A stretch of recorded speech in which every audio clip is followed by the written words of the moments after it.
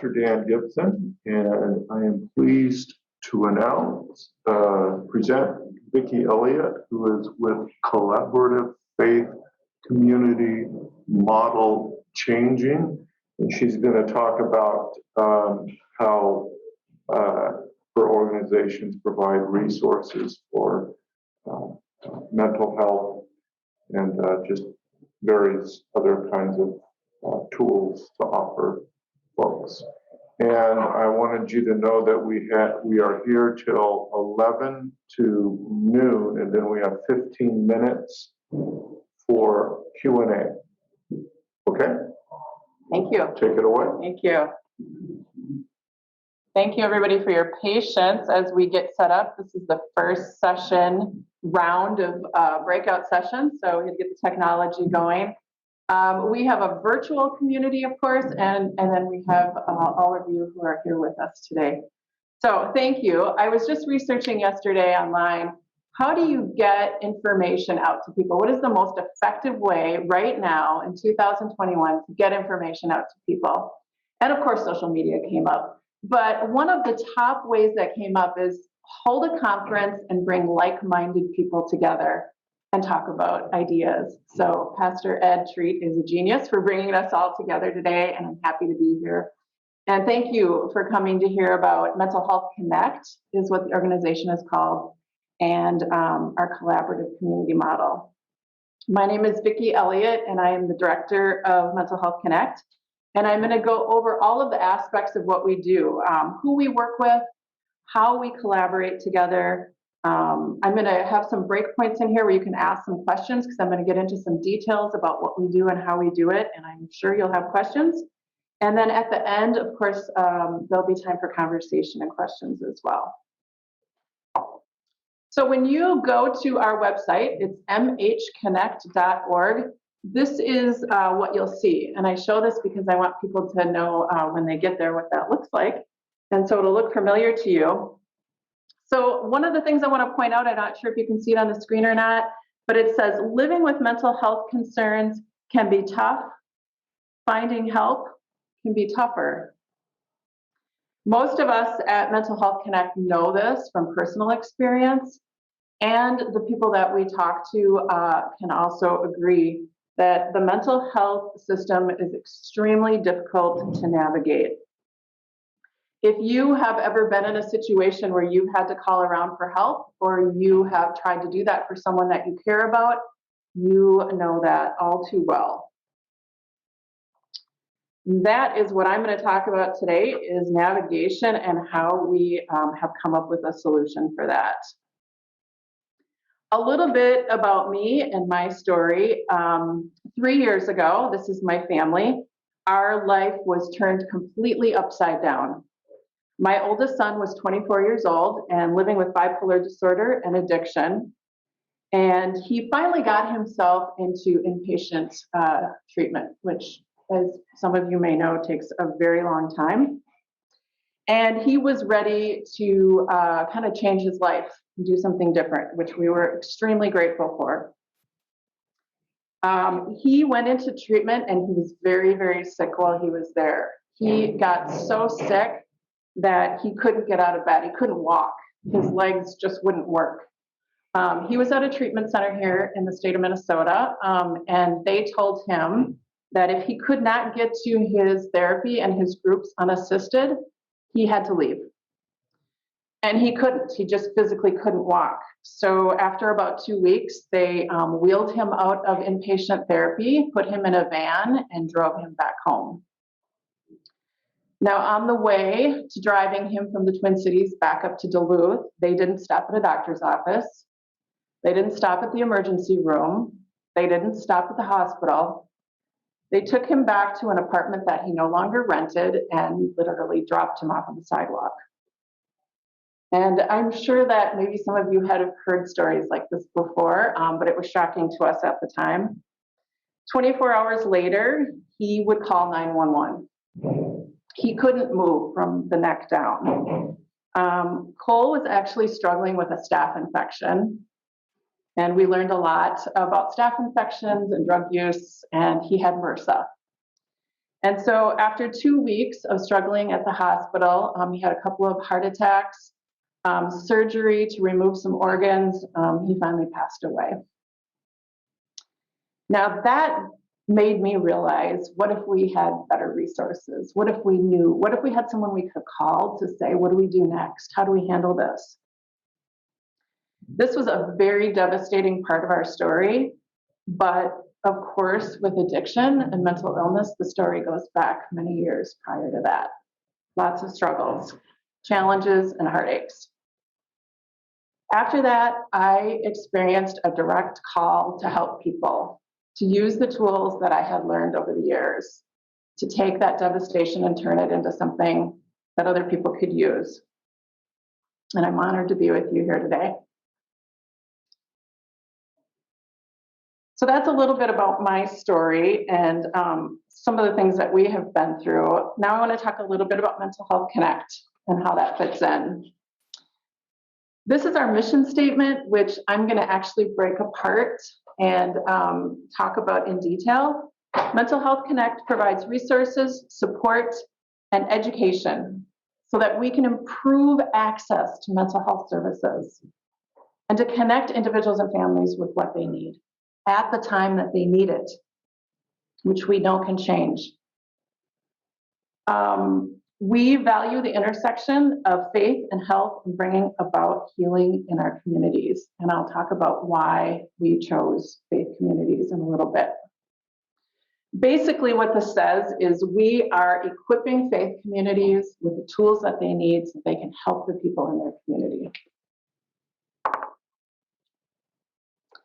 So why Mental Health Connect? Why is Mental Health Connect doing this? Why have they chosen this path? It's actually really a grassroots effort. There's a group of families back in 2014 that came together and said, faith communities, churches, you guys do a really good job of visiting people at the hospital. You do a really good job of checking on people when they're home and they're isolated. What are you doing for mental health? What are you talking about it? Are you doing anything? Like a lot of churches and pastors, they said, you come up with a good idea and some money and we'll support you. So they did.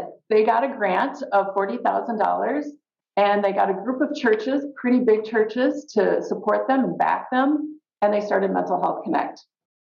So 7 years later, we are a lot bigger and we're still doing the same model though, providing navigation, helping people find resources and supporting those churches. I'm going to play a video and well, do you want to go grab someone? Yeah. And then I'll keep talking until they come back in. So we'll get somebody in and we'll play that video. The next slide, and I'll show it when it comes up, but basically we are filling a gap that existed in faith communities and in the mental health system. One of the things that's really difficult to find is someone who can help you figure out where to go. What's your next step? Who do I call? Do I go here or do I go here? Do I go to the doctor or do I go to outpatient? Do I go to the emergency room? That's a gap that is missing. The other piece that is missing is in faith communities. Where are the tools and the resources and how do they learn about that? How do faith leaders and volunteers and parish nurses and all of the people that are doing this great work, how do they learn about mental health and where to turn for that? So finding mental health related resources, it's so easy when you're physically ill, right? We know that we have two choices. If it's an emergency, we know to call 911 or go to the emergency room. If it's not an emergency, we can make a doctor's appointment. Very simple. We know that formula. Mental health, it's not like that. Our services are free and confidential, and we give direction that fits the need that you have right now. And third, we provide ongoing training and connection with other professionals. And what's it doing now? One advance. Yeah, it won't advance. It does for me on my screen, but it does not doing it up there. And then there's a video I would love to play, but okay, I'm going to grab it. Okay. That spokesman said that you needed some experience with disruption and challenges. Thank you. So, yeah. I need that in my life. There's a lesson in everything, right? Yeah. Exactly. Lesson here. At least I can see my own slides. That's good. Anyway, the last thing is ongoing training and connection, so you can have personal and professional experiences. As long as we're kind of hanging out. Any questions so far? I'm going to get into details on each of the things that we do, but any comments? So your mission in your group is to collaborate with the churches and setting up the programs within that church, right? Correct. So you all don't provide any kind of counseling or any of that to individuals. This is all equipping each of the congregations or the churches, correct? That's right. Yep. So we'll get into detail pretty quick here, but we do really three things. One is collaborating with faith communities and giving them those tools and resources they need to help the people. The second thing is ongoing training and resources. So every month we have a virtual meeting where we have a professional speaker come in and we're talking about a topic that's, important to faith communities to learn about. And then we're also running a navigation line. So it's a phone line, text, email, where you can get help and someone will answer that has experience and do those steps for you, make those calls for you. Yeah. So I'm curious because I'm looking at this and saying, wow, how cool is this? How would I replicate it? And the first question that comes up is, how do you fund it?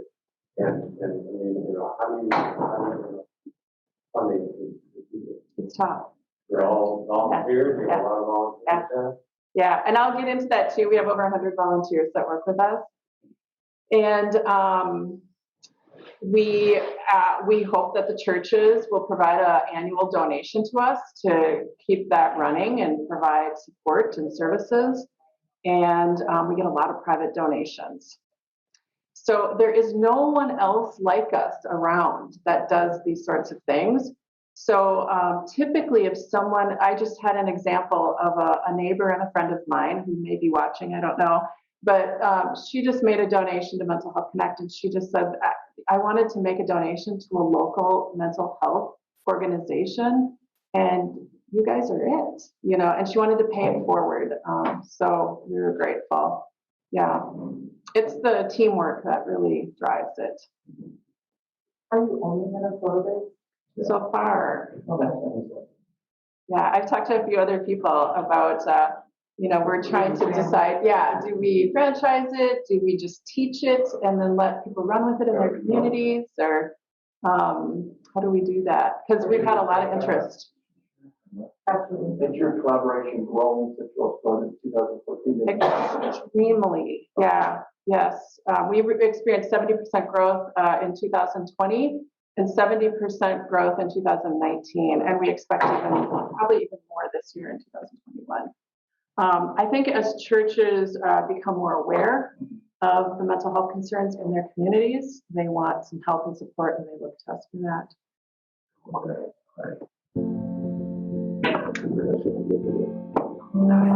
My oldest son, Cole, when he was 19 years old, was diagnosed with bipolar disorder, and it absolutely changed our lives. We experienced just about every sort of mental health crisis that you could imagine, police calls, addiction, homelessness, and we had a really tough time during those years finding resources for him and for us. In May of 2018, it's actually been almost exactly 2 years, he actually passed away from complications from his mental illness and addiction. He was in the hospital for 2 weeks and was battling a blood infection and ended up having a heart attack and passing away. And I think at that point, it made me realize that if we had known, or if we had resources ahead of time, could we have helped him? I think we could have. We were Googling and researching and calling around, and it would have been so nice to not have to take that on ourselves and to be able to hand that off to an organization like Mental Health Connect.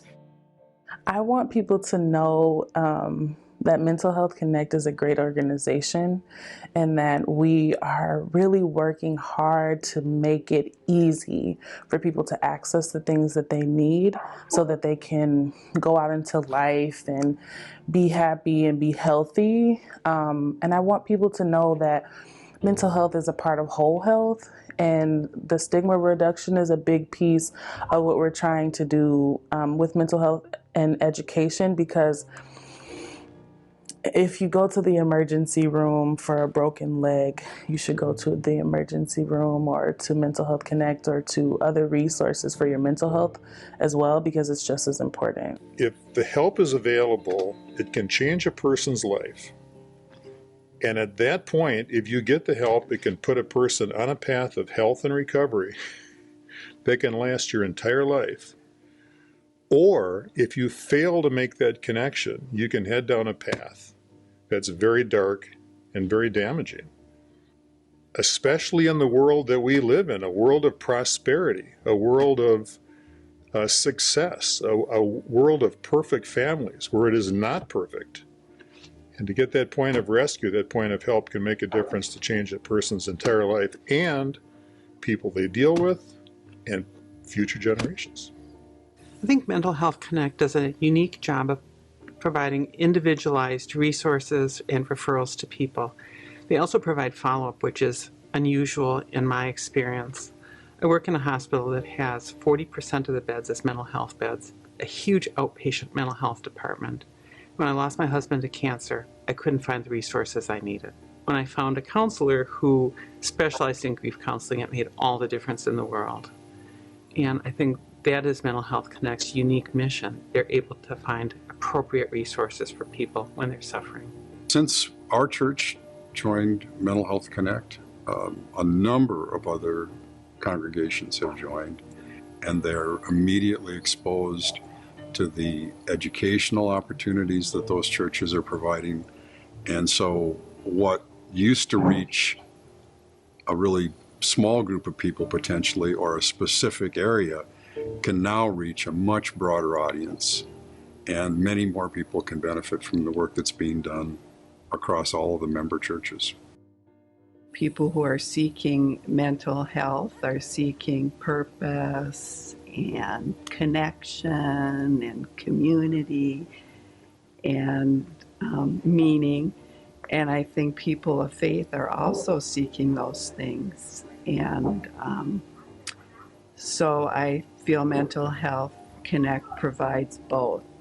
What you're feeling, whether it's sad or anxious or nervous or lonely or isolated, yes, it's real, it's valid, and we understand that. And you're not alone. The second thing I would say, you're not alone. I remember after my son died thinking, no one else knows what this feels like. Like, there's no one that could ever help me. But I was wrong. There are people out there that know how you feel, and they can help you, and they can be such an amazing support system to you. I would also tell people that not everyone is a good support system. So if you're getting support from a family member, a partner, or a parent, or a child, and that doesn't seem right, that's okay. There's someone else out there, but you have to reach out. You have to let your guard down. You have to reach out and be vulnerable in a lot of ways, and make that call.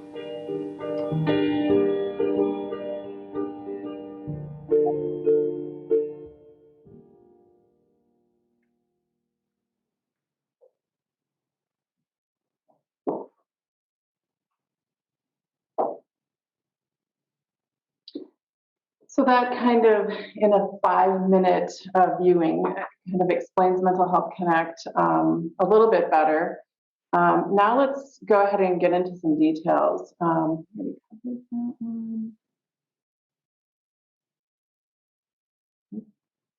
Sorry. The next why I want to talk about is why faith communities. We did some research, and when I say we, the founders of Mental Health Connect and the faith communities, And there's a research study out there that says 70% of people look to places of worship, like all of your places, your churches, your faith communities, when they're faced with a challenge, even if they don't belong to a faith community. Faith communities are looked at as trusted places to find help and support for many, many different things. That puts faith communities in a very powerful position to help people in need, not just with mental health, of course, but with all sorts of things. And Mental Health Connect felt like that was a great area to collaborate with and provide tools. The top there, but these are basically the 6 areas that we are working together to do. So we are a nonprofit organization and we work with faith-based communities, but we're collaborating. So we're all working together. So we partner with community-based resources, and we have weekly meetings where we're constantly vetting those resources. New things are always popping up and we share ideas. Hannah is actually in those meetings too. So we share ideas and thoughts and what's out there. We want to create safe places so that people can find help and they can actually talk about that in a safe place and feel like they're in a safe place. Provide resources and education to leaders and volunteers. If you don't have the tools, it's really hard to help someone. Improve access to mental health services for everybody. So that includes somebody who might need free counseling, a sliding scale, whatever it happens to be. Connecting individuals and families with the service they need. And all of this is around reducing stigma. Because if you're embarrassed, if you're ashamed, if you don't know who to talk to, you're not going to get help, and you deserve help. This is a Bible verse that I reference, and there's many others. For I know the plans I have for you, declares the Lord, plans for welfare and not for evil, to give you a future and hope. We also look to Matthew 22, Matthew 28, 1 Peter. There's many, many. One thing I like to point out about this is it doesn't say you that are healthy, or you that are special, or some of you. It says you, and so that is everyone. And that is why it's a great place for mental health support, because we all have mental health. We all have it, just like we all have a body, but it does need care and it needs nurturing. So we have already talked about why faith communities and why my story. Let's talk about why collaboration. I can sum that up in one sentence. We can do more together. When we work as a community, all of us together, so many great ideas come out of that. So many resources, so many tools. So we share ideas, we collaborate on those and work together and build events and teams and resources. And then we're able to take action and make a really big splash in the community. So getting that mental health information out there in a big way.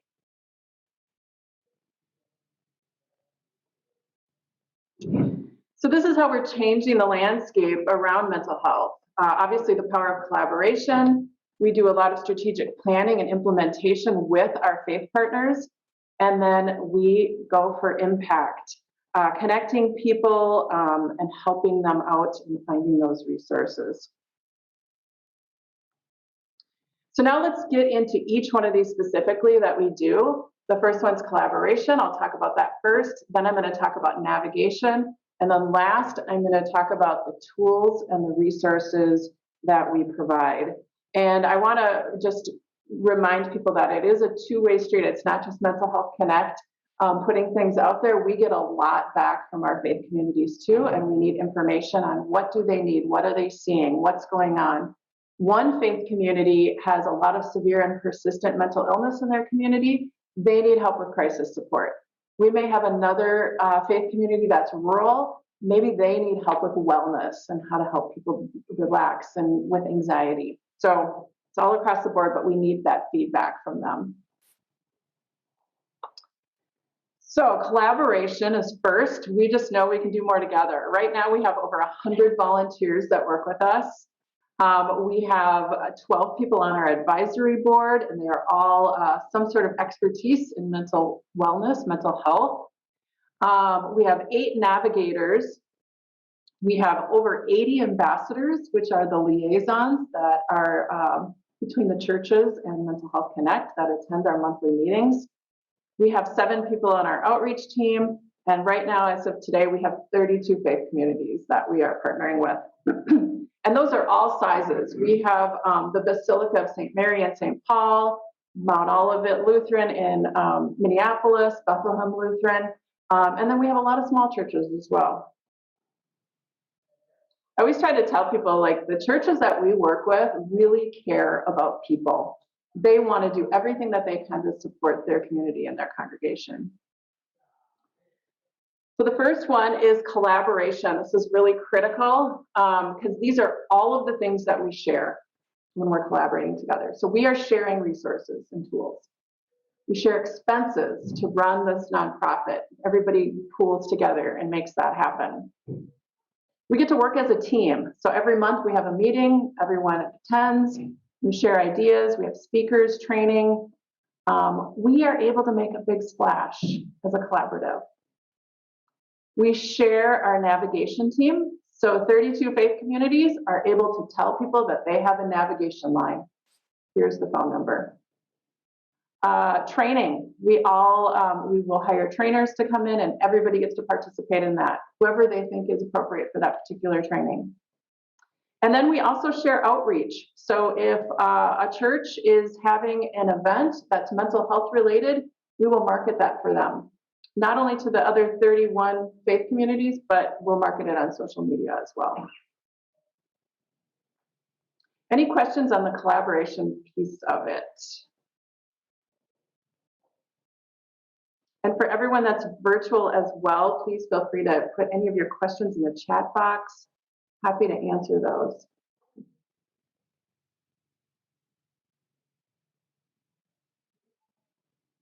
Right, I'm going to move on then. Feel free. Oh, if you have a question. Great. Mark from online said, what do the navigators do? What is their role? Or what's the distinguishment between the ambassadors? Good question. Yes, because we get into these terms and then we forget that not everyone knows what that is. An ambassador is a liaison between their faith community and Mental Health Connect. It's someone who does not have to have any experience in mental health, but they need to be passionate about helping people and learning about mental health. So it's an amazing team. I will be honest with you, we have a lot of professionals on that team. We have a lot of people on our ambassador team that have personal experience with mental health, whether themselves or a family member. But their job is to take those tools that we're providing and those resources and take those back to their faith community. We learned really early on that faith leaders, clergy, pastors, they can't come to everything. It just gets to be too much. And it's like, we can't realize, they got too much on their plate. So we ask that the clergy do not attend, do not participate, unless they're unless this is their one thing that they really want to do. But find a few people that really love this, and you will find people that are really passionate about this. And then they will let you know, I think we should do this, Pastor. Here's a speaker. I think we should bring this person in. Here's what I learned today. I think we need to know. I think our community needs to know about this. A navigator is someone who's going to navigate the mental health system, and they're going to answer the phone, the email, the text, and they're going to make those calls for you and find you a personal, confidential resource that you're looking for. So we take that off of your plate. And that's a great question because that gets into my next one. I'm going to talk just about navigation, unless there's other questions. So the navigators, this is, I kind of think of it as like triage, right? So it's a confidential phone, email line. Everyone is trained and has experience with mental health. And that we help open doors, and we take that legwork off of your plate for you. You don't have to call for yourself. You can call for someone you care about. We have pastors call us if they just met with someone. They may call and talk to us about that situation and what should they provide that person. Parish nurses, care ministry teams. It's available to everyone. Here's what happens. I want to tell you how that call goes because I get asked that all the time. What does it look like? It's kind of like sometimes I work with schools and the students will ask, well, what if I call the suicide hotline? What's going to happen? Is the ambulance going to show up at my front door and the whole world's going to know? You want to know what's going to happen when you call this line. So when you call our navigation line, they will answer the phone. Hello, this is Vicki. I'm a mental health navigator. How can I help you today? We're going to spend about 30 minutes talking about what's going on, what's keeping you up at night. Why did you call us today? And share with me what has worked for you in the past. What didn't work for you in the past? Sometimes people are like, don't give me a counseling resource because I've tried that and that does not work. We don't want to send you somewhere if it didn't work for you before. That doesn't help. We'll ask you about transportation. Do you have transportation? Where do you live? Can you get how far does this place need to be from where you live? Do you have access to the bus? Do you have insurance? Would you like to use it? People still don't want to use their insurance when they go to therapy. There's a stigma around that. They don't want their employer to know. Do you need free counseling? We have those services. Do you need a sliding scale? Just lots and lots of questions to kind of get to the bottom of what can we help you with, and we want to provide you with the right service for what you need right now. Then we let them know that we are going to email them back, and I'll tell you why we like to email, because not everyone takes action right away. We give them the resources.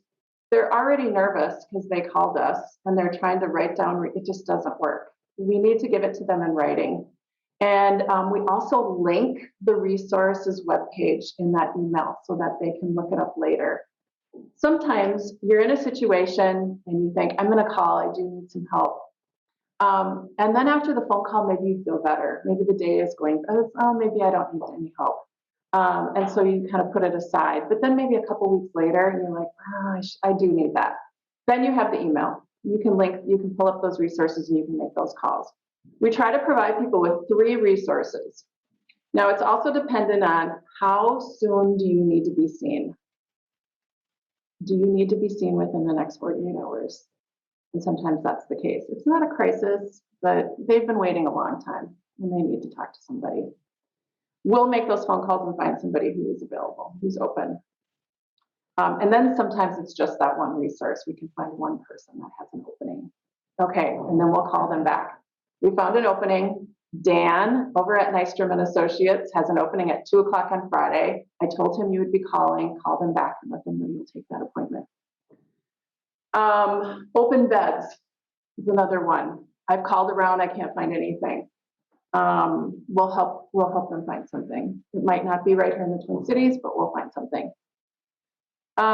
It's also a lot of education about the system. When you call here, make sure you advocate for yourself. When you go to that therapy appointment, if you don't like that therapist, don't stay there. They hear it all the time. It's okay. Tell them this isn't a good fit for you. What else do you have available for me? What's my next step? They have resources too. Make sure you ask. And then call us back. We're here and we'll check back on people too. We try to call back within a reasonable time period. We want to give people enough time to take action, but we want to make sure that they got what they needed. And we make sure we tell people, like the first time, it's like dating, right? Like when you go on your first date, you probably won't marry that person. Sometimes it's like that with a therapist too. Don't worry about it. Somebody called me back, this was just a couple of weeks ago, and they said, I went to that therapist you referred me to, but I can't stay there. I need someone else. And I said, let me know what it was, because I want to make sure that we navigate that too. He said, it was just something strange. And he said he was tapping his pencil the whole time I was in therapy. And I'm like, yep, that would bug me too. So anything, it doesn't matter. We'll figure it out. I have a question. Yes. Do navigators help with transportation? They do not help with transportation. We can help find free bus passes. We could help find other organizations that help with transportation, but Mental Health Connect.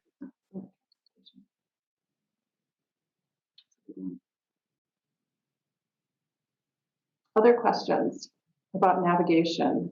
So how does one find you to make that initial call? Usually through their church.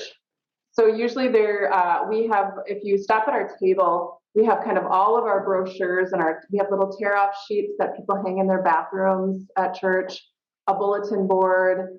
Now during COVID, it's gotten a little tricky because we haven't been in buildings, but people got creative and they handed out our flyers with their food shelf bags.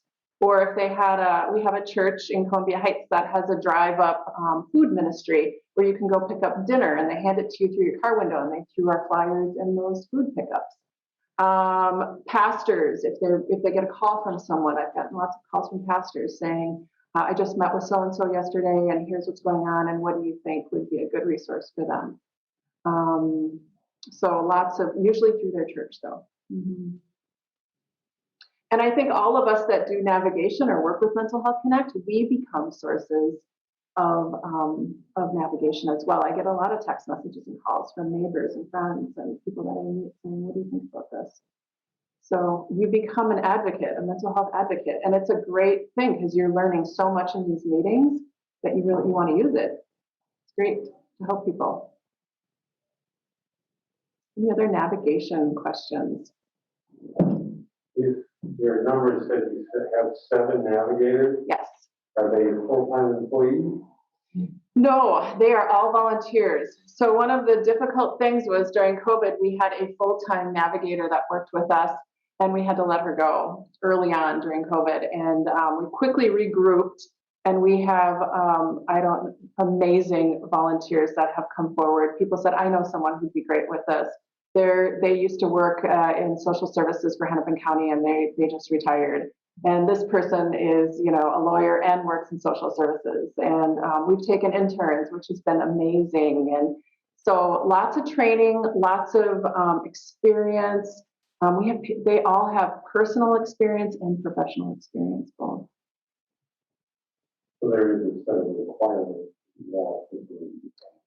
Yeah, they have to take either a mental health first aid or psychology first aid class. They have to do QPR training, which is suicide prevention. We don't get a lot of suicide calls, but you do need to know how to handle that situation if it does happen.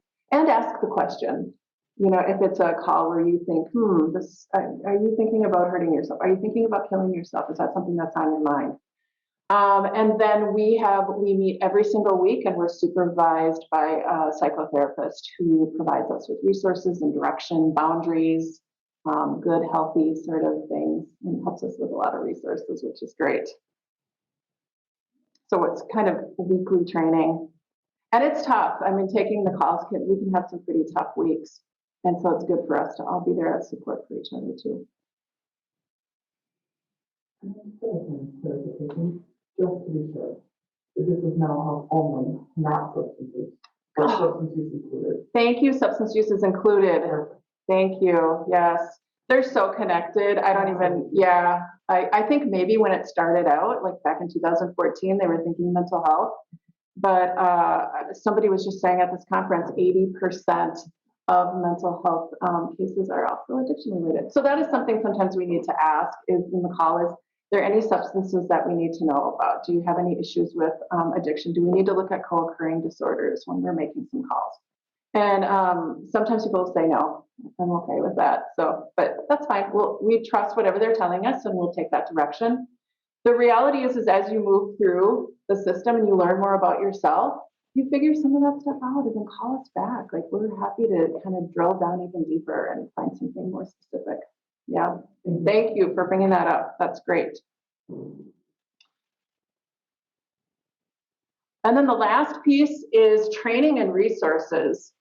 And oh boy, this can be kind of overwhelming once you dig into it because there's a lot out there. And the key is vetting those resources and figuring out like who is doing a good job and who's, kind of iffy, who has had good experiences and who hasn't.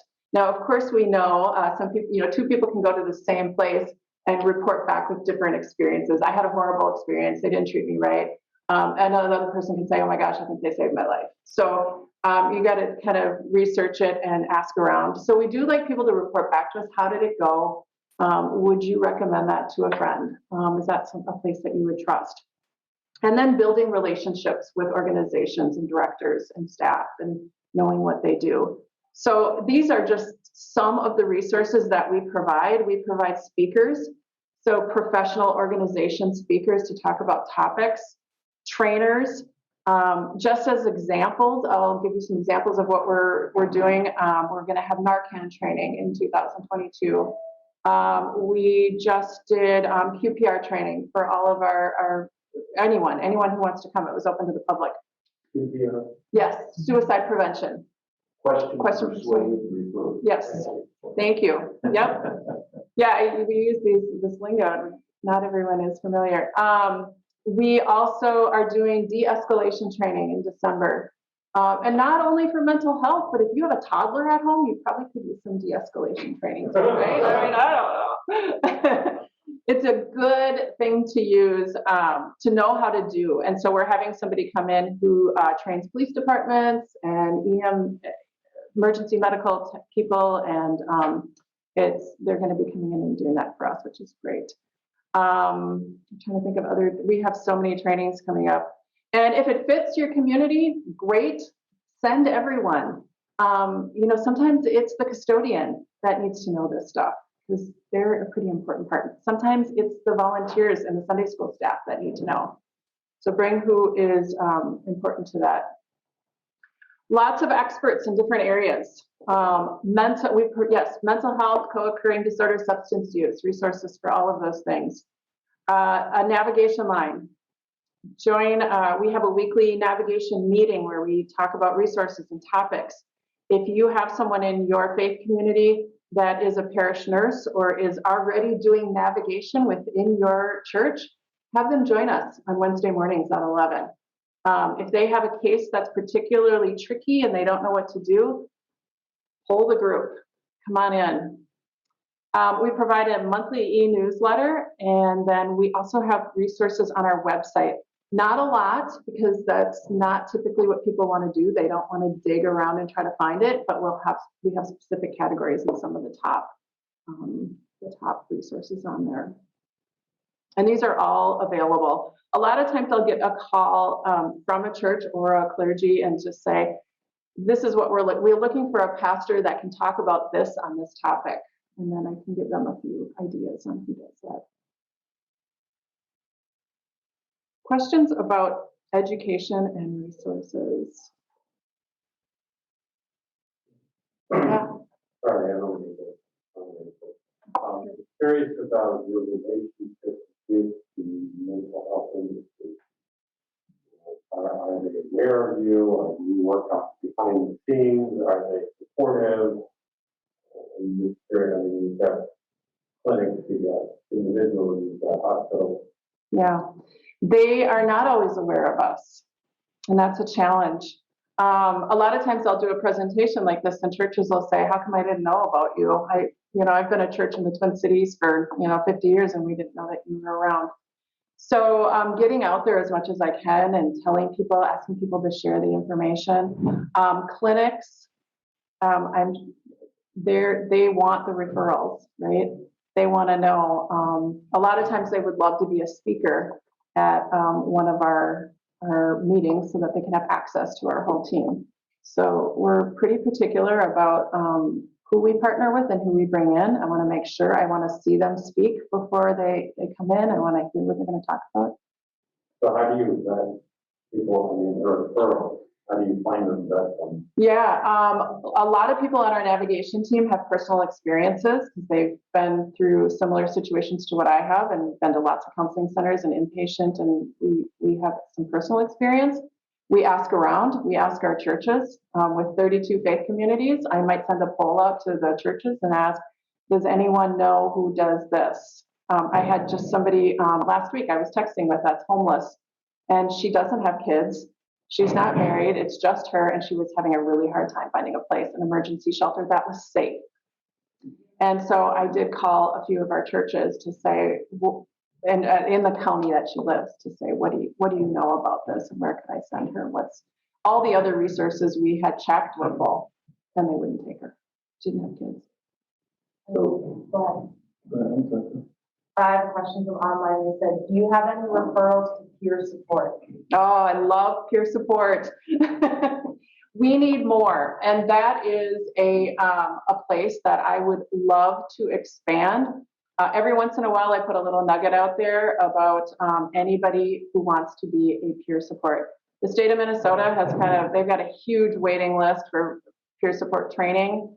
We have some grant money at Mental Health Connect to send people through a peer support training. It probably wouldn't happen in the state of Minnesota, but we are using an organization in Canada right now if anyone is interested, and then volunteering with us as a peer support. It would be awesome. We need more. Yes. 10 minutes. Thank you. I forgot. So do you stay connected with the person after you're engaged in services? And if so, how are you dealing with HIPAA situations? Yeah. So we typically send a little email out to saying, how did everything go? Do you need anything else? Do you have any comments or anything for us? Most people don't reply back. Yeah. So, and we are reminded in our weekly meetings about HIPAA. Yeah. Oh, yes. Well, so let's say I'm a pastor. So I have an individual, whether it be a part of my congregation or somebody that comes in off the street and says, I have a son who's experiencing mental health. So the purpose of your group is not to train the church leadership or the lay people to do the work. They refer back to you, and then you do the research or the reference. Is not that correct? That's right. Okay. Yep. Now, I do have a few churches that they want to do their own navigation. They want to hand out the resources themselves. And that's great too. We're happy to give them, they can call us then and say, hi, I'm meeting with Dan, and I'm just wondering if you can give me a couple of resources for this. And then they can hand it to them. We just want people to get the help that they need. But we have other situations where we'll get a call from someone and the person will say, you're not going to tell my pastor I called, are you? So they don't want their community to know that yes, absolutely. So either way, I think it's great to have it both ways. I think it's good to have resources within your community, within your faith community, within your church. And then also a secondary is to have the navigation line available and out there, have the flyers out, have the brochures out. Give people two options. Are you all getting involved with, and again, I'm using experience of this. I'm not experienced, but I'm using the reference of a son. So I have a son, and I call your service. I have a son who's exhibiting really bad behavior, signs of mental illness. Do you all get involved with the court system where there is a court-directed admittance into help? Does that make sense? I'm not sure. Like a mental inquest type scenario. In other words, I have a son who is trying to harm himself, but he is 22 years old, so he's legal age. He doesn't get help. Do you all assist people in getting, I guess it's the legal part of the reference into help for him? Yeah. So it's involuntary. Right. We can give you some resources for that and some guidance. Because sometimes people don't even know that they can't force someone to, so just some of that is education too, and saying, you're not going to be able to force him to do that, but can I give you some resources so that you can get some help and talk to someone who knows about this and can guide you through this process, because that's a really tricky process. Yeah, so you're giving them a resource. Yep. Okay. Yep. And then we'll direct them to someone who really specializes in that process and guiding. Yeah. Yeah, I'm asking for reasons. I'm involved with a nonprofit back in Pennsylvania that, in terms of addiction recovery, we're trying to equip the churches, but I feel like we're not providing resources. We're just training the lay people, and that's pretty much it. So that's why I'm not on this. Yeah, and we try to do both. Do a little bit of hand-holding and training and giving them what they need, but also being there as a resource too, because I think every community is a little bit different and what they need is different too. So, and sometimes volunteers come and go. Most of our volunteers have been with us for a very, very long time, years and years, and they enjoy the meetings. But sometimes people have a baby or they have something happen in their life and they need to check out for a while. So then it's good to just keep it open. And if they want to come back later, we're here. You're doing great work. Oh, thank you. Thank you.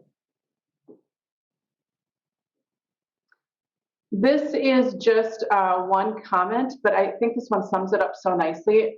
This is from somebody who called us. I appreciate your time and kind listening ear. The referrals you offered were so creative and spot on. And we get a lot of comments similar to that. Thank you for listening to me. Thank you for hearing me. Thank you for giving me some place to start. Thank you for sort of those kind of things. So it's such a critical service. And get to know us better. Stop at our table out in the, we're actually in the room in the back, but our website is mhconnect.org. We have events on there. We have training opportunities. We have resources. Our YouTube channel, anything that we're able to record, we try to record it and post it out there. Not every speaker allows us to record, but if they do, we want to do that. We're on Instagram and we're also on Facebook. And I just wanted to say too, like, we provide everything on the spectrum from mental wellness all the way up to mental illness. And some days you just need some wellness, right? Other days you need a little more, and it's fluid. So we try to provide the whole spectrum. So give us a like. And any final conversation or questions or